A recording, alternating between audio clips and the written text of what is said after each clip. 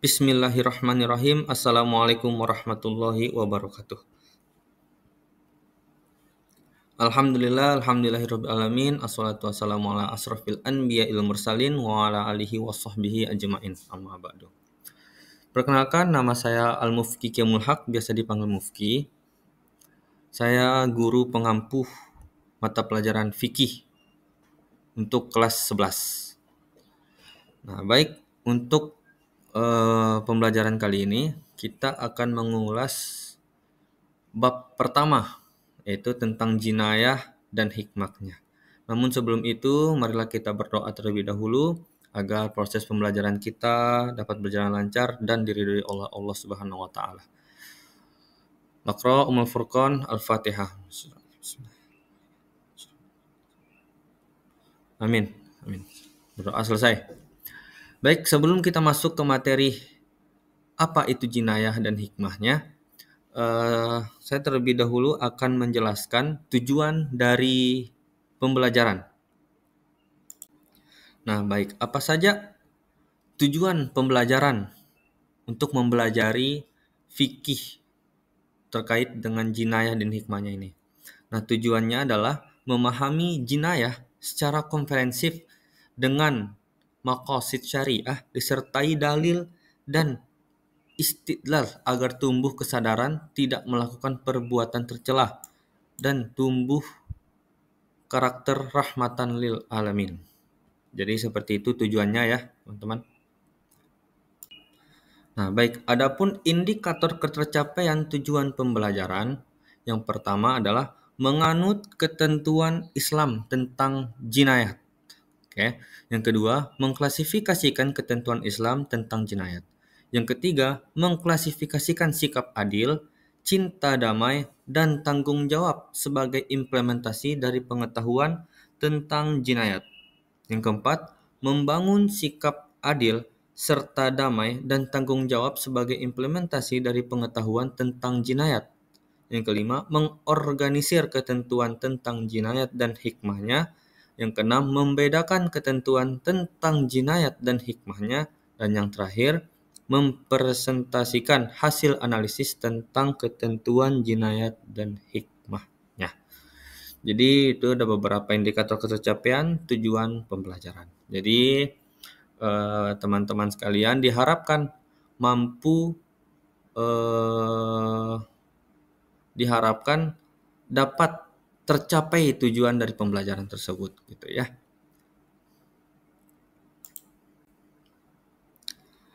Nah, jadi jinayat dan hikmahnya. Apa itu jinayat? Jinayat itu merupakan salah satu bagian dari jarimah atau ukubah. Nah, apa itu jarimah atau ukubah? Jarimah atau ukubah itu adalah tindak pidana kejahatan beserta sanksi hukumannya.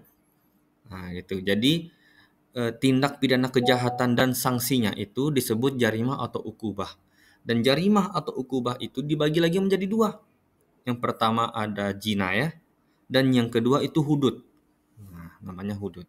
Jinayah kita akan bahas di bab 1 ini dan hudud akan kita bahas di bab selanjutnya. Dari itu kita akan fokus di bab 1 ini tentang jinayah dan hikmahnya. Baik. Nah, jinayah itu sendiri dibagi lagi menjadi 4, teman-teman. Nah, ada pembunuhan, yaitu tindak pidana kejahatannya berupa pembunuhan. Dan sanksi hukumnya ada berupa kisos, diat, dan kifarat. Apa itu? Kita akan bahas di pembahasan.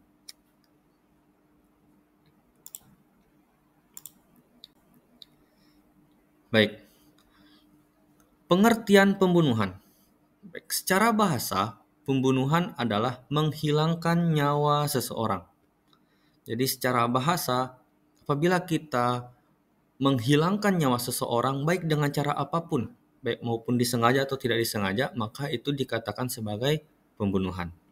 Sedangkan secara istilah, pembunuhan adalah perbuatan manusia yang mengakibatkan hilangnya nyawa seseorang baik dengan sengaja ataupun tidak disengaja, baik dengan alat yang mematikan ataupun dengan alat yang tidak mematikan. Artinya, melenyapkan nyawa seseorang dengan sengaja atau tidak sengaja dengan menggunakan alat mematikan ataupun tidak, maka itu disebut dengan pembunuhan secara istilah. Jelas ya? Baik, yang selanjutnya adalah macam-macam pembunuhan. Nah, pembunuhan itu dibagi lagi menjadi tiga bagian, tiga macam. Ada tiga macam pembunuhan. Yang pertama pembunuhan sengaja, yang kedua pembunuhan seperti sengaja, dan yang ketiga pembunuhan karena kesalahan. Nah, maksud dari pembunuhan sengaja itu adalah pembunuhan yang telah direncanakan dengan menggunakan alat yang mematikan, baik yang melukai atau yang memberatkan. Nah, dikatakan pembunuhan sengaja apabila ada niat dari pelaku sebelumnya dengan menggunakan alat atau senjata yang mematikan. Si pembunuh termasuk orang yang balik dan yang dibunuh adalah korban, orang yang baik. Gitu. Jadi pembunuhan sengaja itu berlandaskan niat yang ada pada diri pelaku, yang ada pada diri si pembunuh gitu. Jadi kalau dia membunuh dengan niat, maka itu pembunuhan yang disengaja. Oke. Lalu yang kedua ada pembunuhan seperti sengaja. Pembunuhan seperti sengaja. Nah, pembunuhan seperti sengaja itu dia secara tidak sengaja menghilangkan nyawa seseorang tanpa ada niat membunuh dan menggunakan alat yang biasanya tidak mematikan atau tidak lazim dipakai untuk membunuh. Namun dapat menghilangkan nyawa seseorang. Nah, apa contohnya? Penggaris atau pulpen. Biasanya tuh kan ada guru-guru yang suka mukul muridnya ketika tidak melakukan tugas menggunakan penggaris. Contoh misal dipukul tapak tangan, tapi si siswanya meninggal. Nah, itu gurunya tidak ada niatan untuk membunuh, tapi karena ajal dan meninggalnya pas tepat setelah dipukulnya si siswa tersebut menggunakan penggaris di telapak tangan, meninggal. Nah, secara logika kan tentu itu sangat tidak lazim. Kok bisa seorang anak, seorang manusia dipukul telapak tangannya menggunakan penggaris, meninggal? Itu kan sangat tidak lazim. Nah, meninggal yang seperti itulah contoh dari pembunuhan yang seperti sengaja. Padahal nggak disengajain. Nggak ada niat sama sekali atau sengaja ingin membunuh, tapi tiba-tiba terbunuh. Karena ajal kan kita nggak ada yang tahu. Nah, jadi hal yang seperti itu tetap ada sanksi dan hukumannya dalam Islam. Begitu. Sanksinya berat atau tidak nanti kita bahas. Lalu yang ketiga, ada pembunuhan karena kesalahan. Nah, pembunuhan karena kesalahan ini yaitu perbuatan seseorang tanpa bermaksud melakukan kejahatan, namun karena salah sasaran menyebabkan kematian seseorang. Seperti seseorang yang berburu rusa namun mengenai orang lain hingga mengakibatkan kematian. Nah, itu. Jadi ada beberapa hal yang mungkin dilakukan oleh orang itu tidak ada niatan ingin membunuh. Dia contoh hanya ingin melempar lembing misal, olahraga lempar lembing. Tapi tidak sengaja lembingnya terkena penonton. Nah, itu kan pembunuhan karena kesalahan. Contohnya seperti itu. Contoh kasus lagi, misal kita ingin melempar mangga tetangga. Nah, tapi batu untuk melempar mangga tersebut jatuh tepat di kepala orang lain. Itu juga merupakan contoh pembunuhan karena kesalahan. Ya, sesuatu yang kesalahan lah, kita nggak ada niat ingin lempar orang, hanya niat ingin lempar mangga, tapi batunya tepat mengenai kepala orang. Itu betul-betul sebuah kesalahan dan itu ada sanksinya juga. Walaupun kita tidak sengaja, walaupun kita nggak ada niatan ingin membunuh, tetapi seseorang terbunuh karena perbuatan kita, walaupun itu merupakan kesalahan atau tidak disengaja, tetap ada sanksi hukumnya dalam Islam. Jadi seperti itu. Next. Dasar hukum larangan membunuh. Nah, di dalam Al-Quran, membunuh adalah salah satu perbuatan yang sangat dilarang dalam Islam. Karena Islam menghormati dan melindungi hak hidup setiap manusia. Sebagaimana firman Allah, Bismillahirrahmanirrahim, wala taqtulun nafsa allati haramallahu illa bil haqq wa man qutila madluman faqad ja'alna liwaliyyi sultanan fala yusrif fil qatl innahu kana mansura. Nah, yang artinya, dan janganlah kamu membunuh orang yang diharamkan Allah untuk membunuhnya kecuali dengan suatu alasan yang benar. Dan barang siapa yang dibunuh secara zalim, maka sungguh kami telah memberi kekuasaan kepada walinya, tetapi janganlah walinya itu melampaui batas dalam pembunuhan. Sesungguhnya dia adalah orang yang mendapat pertolongan. Quran Surat Al-Isra ayat 33.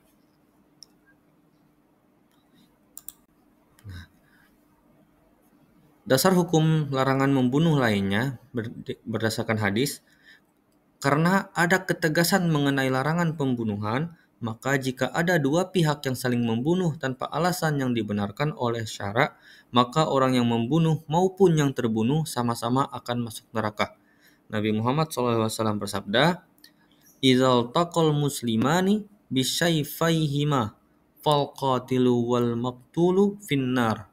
Artinya, jika ada dua orang muslim berhadapan dengan membawa pedang, masing-masing mau saling membunuh, maka yang membunuh dan yang dibunuh sama-sama masuk neraka. Hadis riwayat Al-Bukhari Muslim.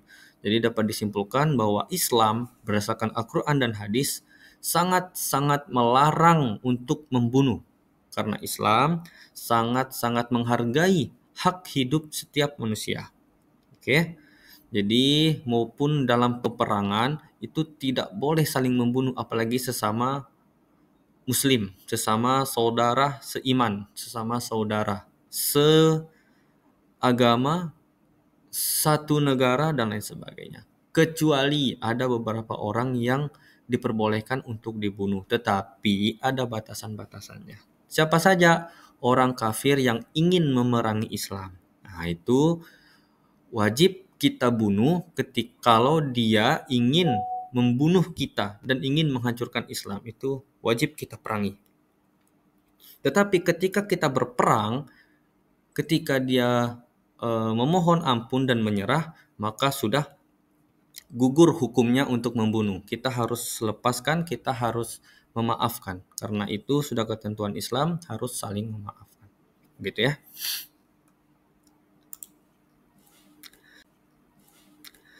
Next, hukuman bagi pelaku pembunuhan. Nah, sekarang kita masuk ke bagian hukumannya. Hukuman pembunuhan sengaja itu adalah hukuman kisos.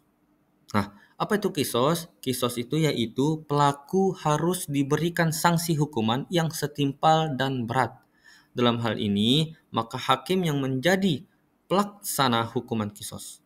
Adapun keluarga korban tidak diperbolehkan main hakim sendiri.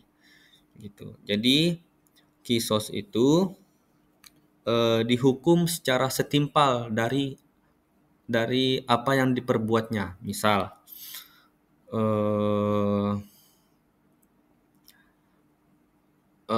contoh, misal si pembunuh ini dia membunuh korbannya. Nah, maka hukuman bagi si pembunuh ini adalah dibunuh, gitu. Dihukum mati. Yang membunuh siapa? Yang menghukum siapa? Hakim. Nah, oke. Hakim. Tidak boleh wali atau pihak keluarga korban membunuh si pembunuh itu sendiri. Nggak boleh. Tidak boleh main hakim sendiri. Nah, yang membunuh atau yang menghukum pembunuh tersebut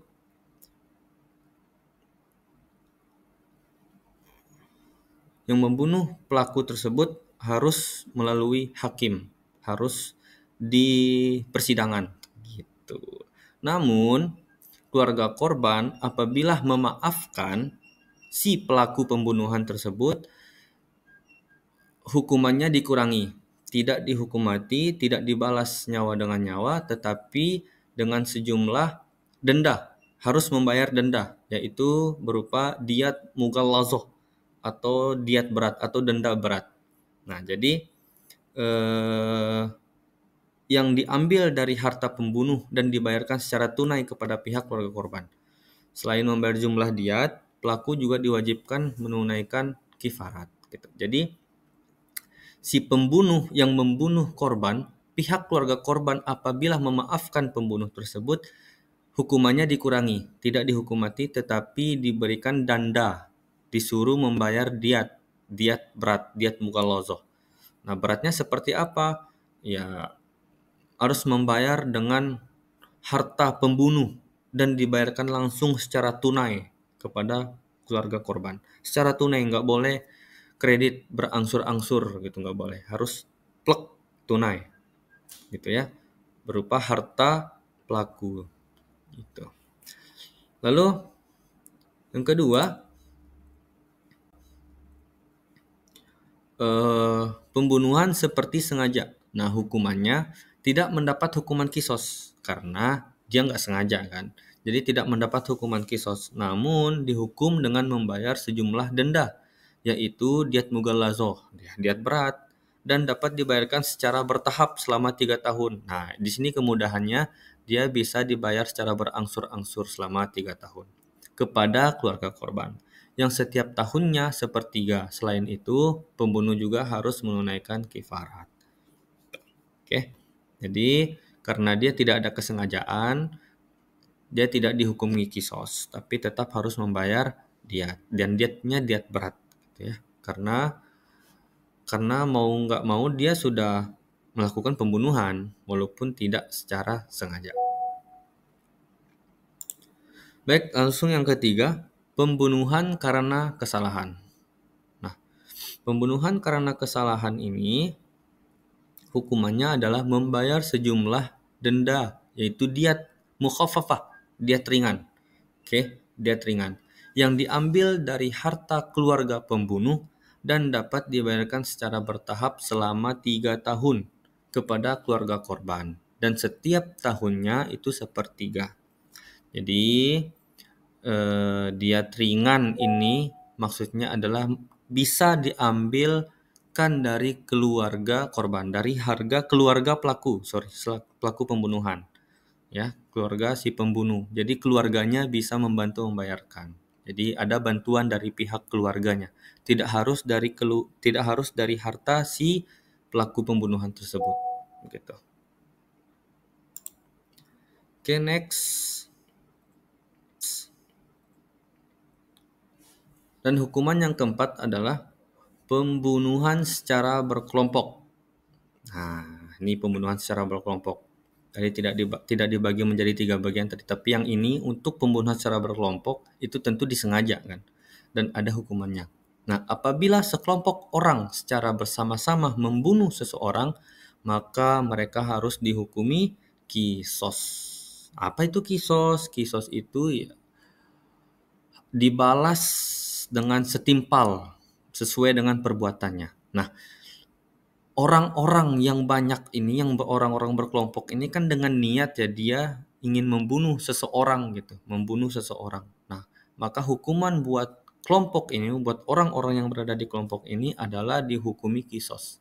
Apa hukumannya? Dihukum mati sesuai dengan perbuatannya. Dia membunuh, maka dia juga harus dibunuh. Dan kembali lagi, siapa yang membunuh? Hakim dan al-gujunya. Ya, tidak boleh keluarga korban main hakim sendiri. Mungkin karena berjalannya hukum sangatlah rumit gitu ya, agak cukup rumit dan cukup lama prosesnya karena harus diselidiki, harus di BOP dan lain segala macam. Dan pihak keluarga korban sudah greget dan tidak sabar lalu membunuh si pelaku pembunuhan yang membunuh keluarganya. Nah, itu tidak diperbolehkan. Sangat-sangat tidak diperbolehkan keluarga korban untuk main hakim sendiri, untuk membunuh pelaku pembunuhan tidak diperbolehkan. Yang bisa melakukan hal tersebut, hukuman itu adalah si hakim. Biar hakim yang memutuskan. Baik. Next. Hikmah larangan membunuh.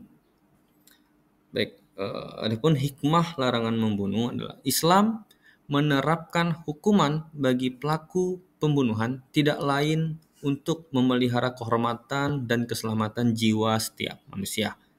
Pelaku tindak pembunuhan diancam dengan hukuman yang setimpal sesuai perbuatannya. Di antara dalil yang menjelaskan tentang hukuman bagi pembunuh adalah firman Allah dalam surat An-Nisa ayat 93 yang berbunyi Bismillahirrahmanirrahim, wa may yaqtul mu'minan wa muta'ammidan fajazauhu jahannamu khalidan fiha wa ghadiballahu alaihi wa la'anahu wa addalahu adzaban azima, yang artinya, dan barang siapa membunuh seorang yang beriman dengan sengaja, maka balasannya ialah neraka jahanam.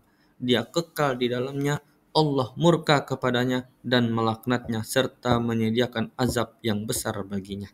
Quran Surat An-Nisa ayat 93. Jadi sudah jelas ya bahwa hikmah dari larangan membunuh itu. Karena Islam sangat menghargai dan memelihara kehormatan dan keselamatan jiwa setiap manusia. Baik, adapun kesimpulan dari materi kita pada hari ini.